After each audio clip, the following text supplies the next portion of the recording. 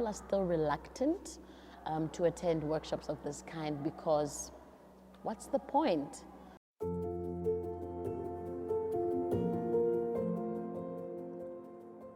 I'm Ratiwe.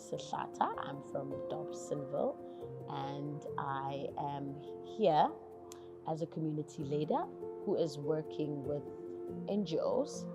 So the reason why I'm here today is to inform the community about COVID-19, and I'm about to have a workshop about COVID-19 and the vaccination. So people are still reluctant to attend workshops of this kind because what's the point?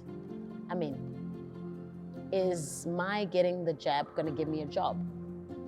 I don't think so.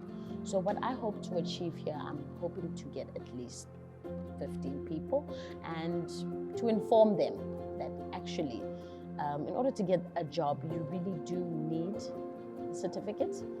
So I believe that things need to be a bit jumbled up for them to be okay. And I've also noticed that several of the people that I've referred, job seekers, they're getting jobs. Slowly we are getting there. There's always a light at the end of the tunnel. And I think we are going to be okay. Yeah.